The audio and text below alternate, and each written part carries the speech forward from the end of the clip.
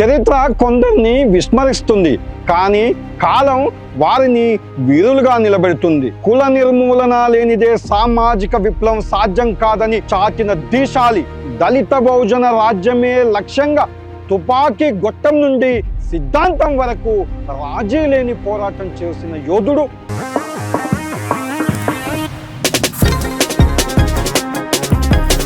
Comrade Maroju Veeranna.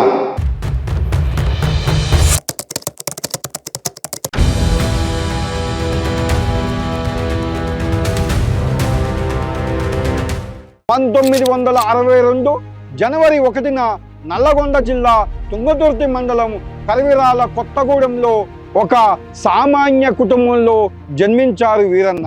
Veeranna తండ్రి రామలింగం, తల్లి సూరమ్మ. చిన్నతనం నుండే సామాజిక అసమానతలను చూస్తూ పెరిగిన వీరన్నలో తిరుగుబాటు భావాలు మొలకెత్తాయి. ఉస్మానియా యూనివర్సిటీలో జియోఫిజిక్స్ పీజీ చేసిన వీరన్న అక్కడ విద్యార్థి నాయకుడిగా ఎదిగారు. పీడిఎస్యు అధ్యక్షుడిగా జార్జ్ రెడ్డి వారసత్వాన్ని పుణికిపుచ్చుకొని విద్యార్థి ఉద్యమాలను ఉరుతొలగించారు. అతని ఆలోచనలకు కొత్త దిశ వచ్చింది అక్కడే. సమాజంలో మార్పు కోసం, దళిత బహుజనుల హక్కు కోసం వీరన్న తన జీవితాన్ని అంకితం చేశాడు.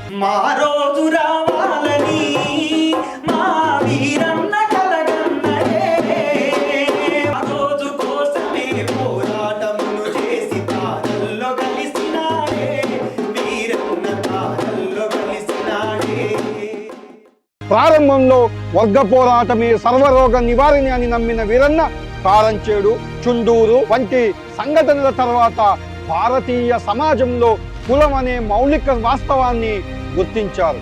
మార్క్సిజానికి అంబేద్కరిజం తోడైతేనే ఈ దేశంలో విప్లవం విజయవంతమవుతుందని ఆయన బలంగా నమ్మారు. కుల నిర్మూలన లేనిదే వర్గ పోరాటం సంపూర్ణం కాదు అని వీరన్న ఉద్ఘాటించాడు. 1997 ఆగస్టు 11న సూర్యాపేటలో ఆయన నిర్వహించిన తెలంగాణ సదస్సు మలిదశ తెలంగాణ ఉద్యమానికి ఊపిరిపోసింది.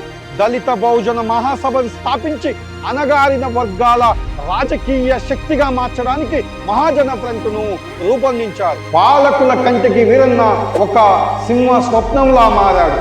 1999 మే 16న హైదరాబాద్లో ఆయన్ను అక్రమంగా నిర్బంధించి ఎన్కౌంటర్ పేరిట ప్రభుత్వం పట్టనబెట్టుకుంది. ఒక గొంతు మూగబోయింది, కానీ ఆయన రగిల్చిన ఆశయ దీపం ఆరిపోలేదు. మారోజు వీరన్న కేవలం ఒక వ్యక్తి కాదు, ఒక ఆలోచన. నేటి తెలంగాణ రాజకీయాల్లో బహుజనవాదం వినిపిస్తుందంటే దానికి పాదులు వేసిన వేగుచుక్క ఆయన. విప్లవానికి కులం రంగు పులిమారని విమర్శించిన వారే నేడు ఆయన చూపిన సామాజిక న్యాయ మార్గంలో పయనిస్తున్నారు. అమరుడు వీరన్న, మా బహుజన గొంతు వీరన్న. జోహార్ కామ్రేడ్ మారోజు వీరన్న. జోహార్ కామ్రేడ్ మారోజు వీరన్న. అందుకో రగ్గుతు పండుకో